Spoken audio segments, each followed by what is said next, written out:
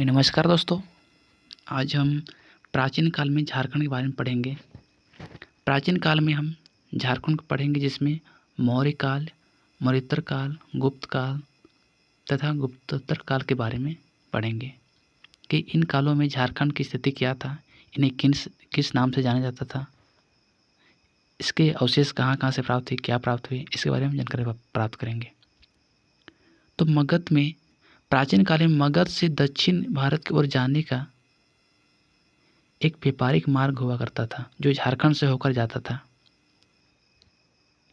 इसलिए मौर्यकालीन झारखंड का अपना राजनीतिक, आर्थिक और सामाजिक महत्व हुआ करता था।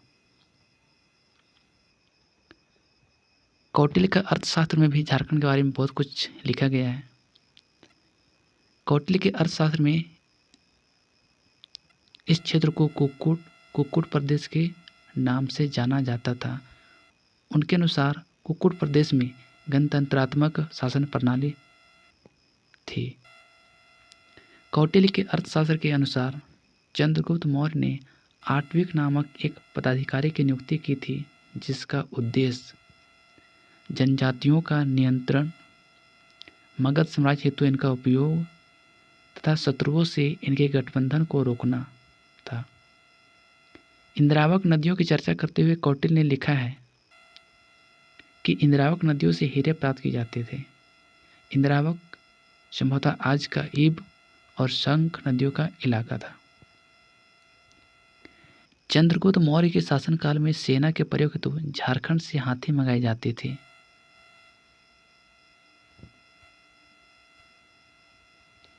अब हम देखेंगे अशोक के शासनकाल में क्या कुछ था। अशोक के 13वें शिलालेख में समीपवर्ती राज्यों की सूची मिलती है, जिसमें से एक आटविक, जिसे आटव या आटवी भी कहा जाता था, इस प्रदेश का भी उल्लेख मिलता है, जो बघेल खंड से उड़ीसा के समुद्र तट तक विस्तृत था और झारखंड क्षेत्र इसी प्रदेश में शामिल था। अशोक का झारखंड के जनजातियों पर अप्रत्यक्ष रूप से नियंत्रण था। अशोक के पृथक कलिंग शिलालेख 2 में वर्णित है कि इस क्षेत्र के अभिजित जनजातियों को मेरे धर्म का आचरण करना चाहिए, ताकि वे लोक और परलोक प्राप्त कर सकें। अशोक ने झारखंड में बौद्ध धर्म के प्रचार हेतु रक्षित नामक अधिकारियों को भेजा था। अब हम देखेंगे मौर्योत्तर काल, यानी कि मौर्य काल के बाद का समय। मौर्योत्तर काल में विदेशी आक्रमणकारियों ने भारत में अनेक क्षेत्रों में अपने अपने राज्य स्थापित किए। इनके अलावा भारत में विदेशों से व्यापारिक संबंध भी स्थापित हुआ, जिसके प्रभाव झारखंड में दिखाई देते हैं। अब विदेशों से जो व्यापार था, इसका कुछ प्रमाण मिला है झारखंड में। हम देखते हैं क्या मिला है। सिंहभूम, तो इन क्षेत्रों में रोमन साम्राज्य के सिक्के मिले हैं, जिससे झारखंड में विदेशी संबंधों का पता चलता है। चाईबासा, यहाँ से इंडो-सिथियन सिक्के मिले हैं। रांची, यहाँ से कुषाण कारण सिक्के प्राप्त हुए हैं, जिससे यह ज्ञात होता है कि इस क्षेत्र में कनिष्क का प्रभाव था। अब देखेंगे गुप्त काल में क्या कुछ था। गुप्त काल में अभूतपूर्व सांस्कृतिक विकास हुआ था, जिस कारण से इस काल को भारतीय इतिहास का स्वर्ण युग कहा जाता था। हजारीबाग के माधोही पहाड़ से गुप्तकालीन पत्थरों को काटकर निर्मित मंदिर प्राप्त हुआ है। झारखंड में मुंडा, पाहन, महतो, भंडारी प्रथा गुप्त काल ही देन माना जाता है। गुप्त काल का ही देन माना जाता है। अब देखेंगे समुद्रगुप्त, इनके शासनकाल में क्या कुछ मिला। ये गुप्त वंश का सर्वाधिक महत्वपूर्ण शासक थे। इन्हें भारत का नेपोलियन भी कहा जाता था। इसकी विजयों का वर्णन प्रयाग प्रशस्ति, जिसे इलाहाबाद प्रशस्ति भी कहा जाता है, प्रयाग प्रशस्ति के लेखक हरिसेन थे। इन विजयों में से एक आटविक विजय भी था, जो झारखंड को कहा जाता है। झारखंड प्रदेश इसी आटविक प्रदेश का एक हिस्सा था। इससे स्पष्ट होता है कि समुद्रगुप्त के शासनकाल में झारखंड क्षेत्र उसके अधीन था। आगे, समुद्रगुप्त के पुंडवर्धन को अपने राज में मिला लिया, जिसमें झारखंड का विस्तृत क्षेत्र शामिल था। समुद्रगुप्त के शासनकाल में छोटानागपुर को मुरुंड कहा जाता था।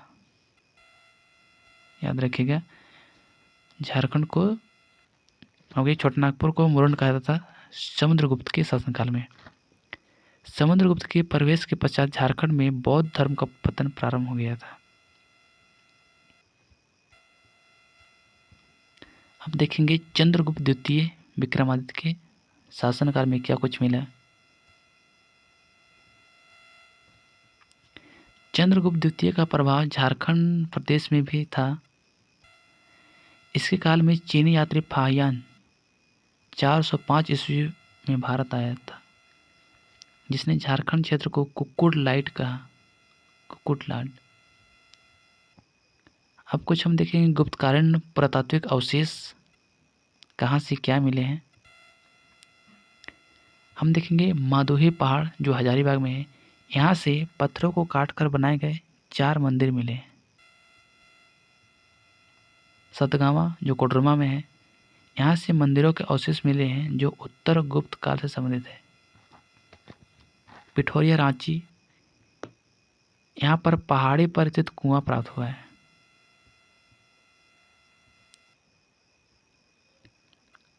हम देखेंगे गुप्तोत्तर काल।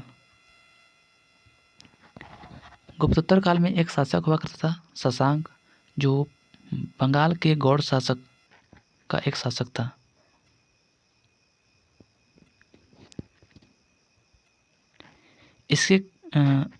इसके काल में इसके साम्राज्य में जो झारखंड, उड़ीसा और बंगाल जो शामिल था।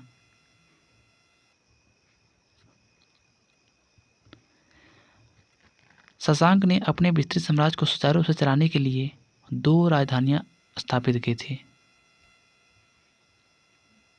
एक संथाल परगना का बड़ा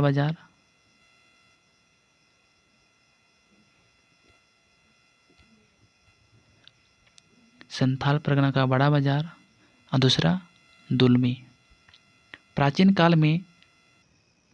काल के शासकों में यह प्रथम शासक था जिसकी राजधानी झारखंड क्षेत्र में था, और ये शैव धर्म को मानते थे, और इसने झारखंड क्षेत्र में अनेक शिव मंदिरों का निर्माण कराया था। इनके काल का प्रसिद्ध मंदिर बेनू सागर है, जो एक शिव मंदिर है। यह मंदिर सिंहभूम और मयूरभंज की सीमा क्षेत्र पर अवस्थित कोचांग में स्थित है। शशांक ने बौद्ध धर्म के प्रति असहिष्णुता की नीति अपनाई, जिसका उल्लेख ह्वेनसांग ने किया है। शशांक ने झारखंड के सभी बौद्ध केंद्रों को नष्ट कर दिया। इस तरह से झारखंड में बौद्ध और जैन धर्म के स्थान पर हिंदू धर्म की महत्ता स्थापित हो गई।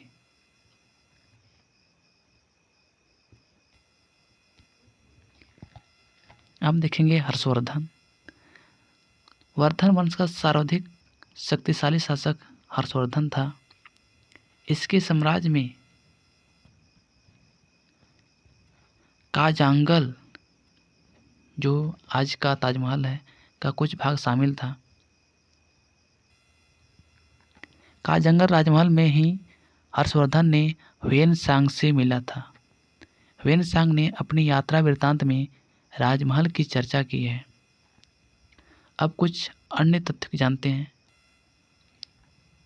सबसे पहले हर्यंक वंश के शासक बिम्बिसार ने झारखंड क्षेत्र में बौद्ध धर्म प्रचार करना चाहता था।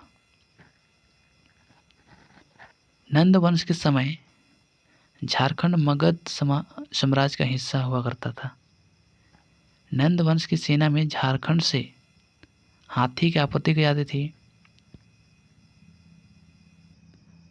तथा नंद वंश की सेना में यहाँ के जनजाति लोग भी शामिल थे। झारखंड में दामोदर नदी के उद्गम स्थल तक मगध की सीमा का विस्तार माना जाता है। झारखंड के पलामू में चंद्रगुप्त प्रथम द्वारा निर्मित मंदिर के अवशेष प्राप्त हुए हैं। कनौज के राजा यशोवर्मन के विजय अभियान के दौरान मगध के राजा जियोगुप्त द्वितीय ने झारखंड में शरण ली थी। 13वीं सदी में उड़ीसा के राजा जय सिंह ने स्वयं को झारखंड का शासक घोषित किया था। तो आज के लिए बस इतना ही। धन्यवाद।